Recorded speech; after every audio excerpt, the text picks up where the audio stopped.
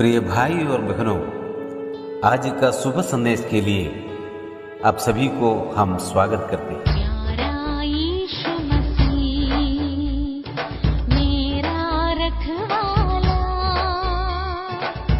पास आया, पाप उठाया, जीवन अपना दिया। पास आया, पाप उठाया, जीवन अपना दिया। आज का संदेश प्रभु के दास ओएम माथ्यू बेंगलोर से बांटा जाएगा। प्रार्थना के साथ सुनिए। परमेश्वर के नाम की स्तुति हो। एक और बार आपके साथ में प्रभु का वचन बांटने के लिए प्रभु ने दिया हुआ मौका के लिए मैं धन्यवाद करता हूँ। पिछले कुछ सप्ताहों से जो कोई प्रभु यीशु मसीह पर विश्वास करते हैं उसका जीवन में क्या क्या अनुभव, क्या क्या परिवर्तन, क्या क्या पद मिलता है, इसके बारे में हम लोग देख रहा था। बाइबल कहते हैं जब एक व्यक्ति इस संसार में जन्म लेता है पाप के साथ जन्म लेते हैं और पाप का संतान का पिता शैतान है, इसलिए हम शैतान का संतान कहा जाता है। और बाइबल ये भी बात बताता है एक बार मरना, उसके बाद न्याय का होना सबके लिए नियुक्त किया है। ये न्याय का मतलब है पापी मनुष्य को न्याय करके अनंत काल का नरक में आग का झील में डाल दिया जाएगा, जगह शैतान और उनका संगी लोग रहते हैं। लेकिन जब एक व्यक्ति प्रभु यीशु मसीह पर विश्वास करता है वो परमेश्वर का संतान बन जाता है। भारत का 140 करोड़ लोगों के लिए भी मैं कहना चाहता हूँ, आपको परमेश्वर का संतान बनने के लिए और कोई मार्ग नहीं है और कोई उद्धार का रास्ता नहीं है। बाइबल कहता है, स्पष्ट कहता है, प्रभु यीशु मसीह पर विश्वास करना। बाइबल ये भी सिखाता है, लूका रचित सुसमाचार 7 का जो 48 पद में प्रभु ने एक स्त्री से बात करते हुए कहा, तेरे पाप क्षमा हुए हैं। मतलब जो पापिनी औरत, उनका पापों को प्रभु ने क्षमा किया। केवल क्षमा करने का, पाप का क्षमा करने का अधिकार प्रभु यीशु मसीह का है। दुनिया में आकाश के नीचे और किसी को ये अधिकार नहीं। ये कैसे पाप क्षमा होता है?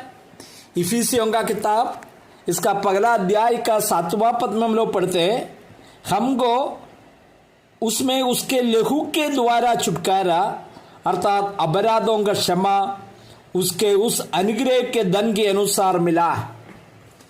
केवल प्रभु ने ऐसे ही कहते हुए पाप का क्षमा नहीं दे रहा, सारा मानव जाति को प्रेम करते हुए इस दुनिया में आया। सारा मानव जाति का पाप परमेश्वर अपने ऊपर ले लिया और हमारे लिए क्रूस पर जान दे दिया। इस मृत्यु के द्वारा, यीशु मसीह का पवित्र लहू बहाने के द्वारा मानव जाति का छुटकारा मिल गया।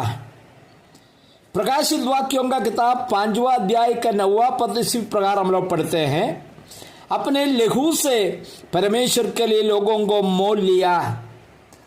पुराना नियम में भी यही बताता था, बिना लहू बहाने से किसी का छुटकारा नहीं, लेकिन प्रभु यीशु मसीह अपना लहू बहाकर हमें मोल लिया है। आज हम उनका संतान है।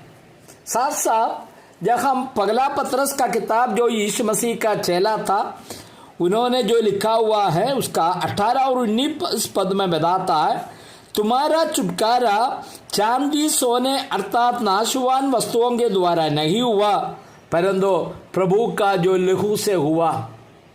प्यारे भाइयों, इस संसार का कोई भी चीज आपको पाप क्षमा दे नहीं सकता। यीशु मसीह का पवित्र और निष्कलंक लहू हमें पापों से छुटकारा देता है। पगला यूहन्ना 2 अध्याय का पगला पद में बताता, केवल प्रभु ने हमें छुटकारा नहीं दिया, आज शैतान से हमें जो दूर कर देता है, अर्थात हमको संरक्षण देने वाला है।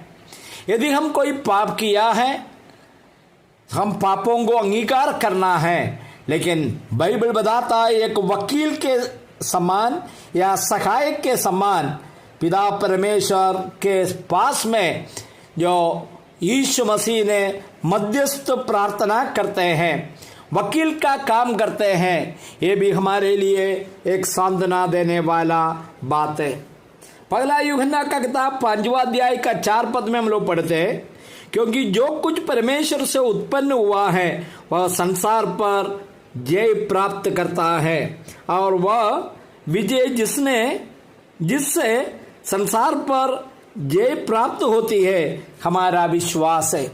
जो व्यक्ति यीशु मसीह पर विश्वास किया है उनको ये संसार का पाप की शक्ति, यहाँ का बुराई, इसके ऊपर विजय पाने के लिए प्रभु सहायता करता।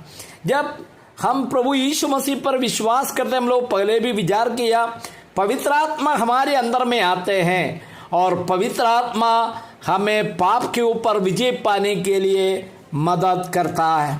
प्यारे भाइयों, कितने सौभाग्य लोग हैं हम लोग, हम कितने परमेश्वर के नज़र में कितने जो ऊंचा लोग हैं। प्रभु ने ये बात हमारा जीवन में किया।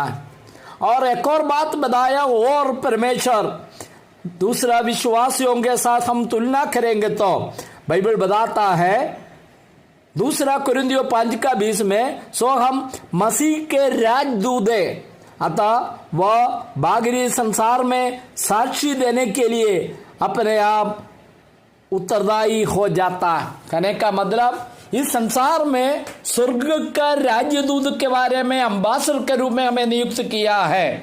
अम्बासडर का काम क्या है? जिस राज्य से भेजा गया उस राज्य के बारे में, वहां का सरकार के बारे में, वहां का राजा के बारे में लोगों को प्रचार करना। हमारा काम क्या है? स्वर्ग के बारे में, प्रभु के बारे में, उनका उद्धार के बारे में हर एक व्यक्ति को प्रचार करना, क्योंकि हम परमेश्वर का राजदूत है। सुनने वाला सबको प्रभु आशीष दे। इस प्रभु पर भरोसा करना।